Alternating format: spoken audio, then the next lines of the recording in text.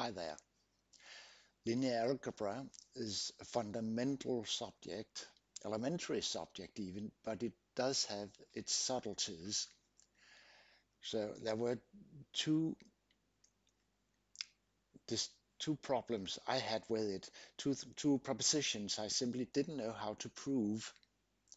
It was not a problem because I've even been teaching linear algebra at the university, but and I trusted the scientific community, so it wasn't a problem, but it kept nagging me. So I've just recently found out how to prove these things, so maybe you'd be interested in it because I've never seen proofs or good proofs on the internet, real proofs. So here we go.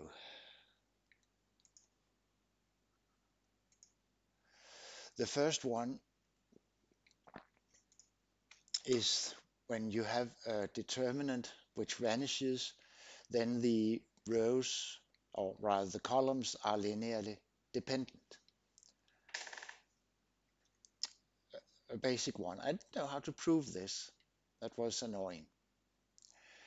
And the way I found was that we write up the equation, or whether, rather, when the determinant vanishes, that means that we have an eigenvalue of 0. So we can find an eigenvector giving the null vector. And it's done by reducing to an upper triangular matrix by row operations. They don't change the determinant of the matrix, and the linear equations they represent are equivalent, have the same solutions. Then you wind up with a diagonal where one of the elements must vanish because the determinant vanishes, and then that's a parameter that can be chosen arbitrary, say to unity, so you get an eigenvector that way. And then this is equivalent to x1 times the first column, yeah, plus xn times the last column, etc.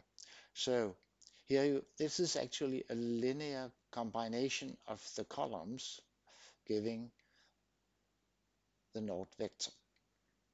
So that was the first thing. I'm very glad to have proved that because it has been nagging me for years. So that was one of the problems. The other one was even more disconcerting. So we have a field K and define the vector space K to the nth with the canonical basis. And that's what it's called. And of course it is a basis, but I couldn't prove it. So it kept nagging me. Couldn't one find a basis with, say, n-1 elements so that each of these could be represented by these? Of course, I knew this was not possible, but I couldn't prove it. And now I've found a proof, and maybe you'd be interested in seeing it. So we have the expression of the canonical basis in terms of the new basis. And that means that each row represents the coordinates of the canonical basis.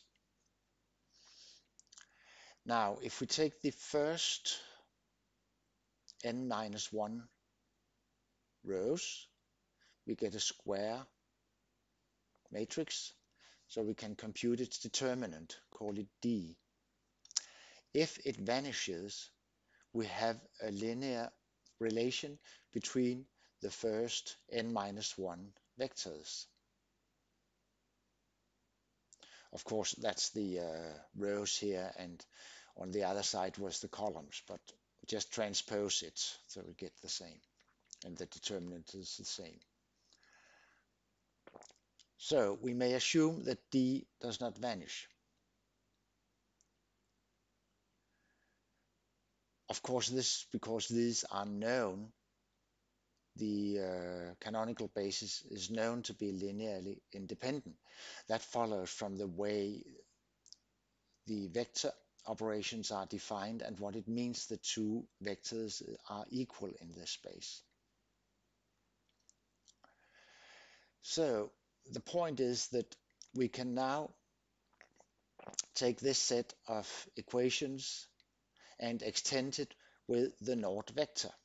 So f here is the Nord vector. And then we can put a 1 in the last column and zeros for the rest. The determinant of this matrix, which we call A, is D, equal to D. So it has an inverse. And we multiply this equation by the inverse, A to the minus first, and get this guy. And what you see here is taking the, now what is that? That's the lower row of A, the lowest row of A, and multiplied by this vector, you get a linear combination between the canonical basis, which doesn't exist. So therefore, we cannot have a basis with less than n vectors. So that was two nagging thoughts that I wasn't able to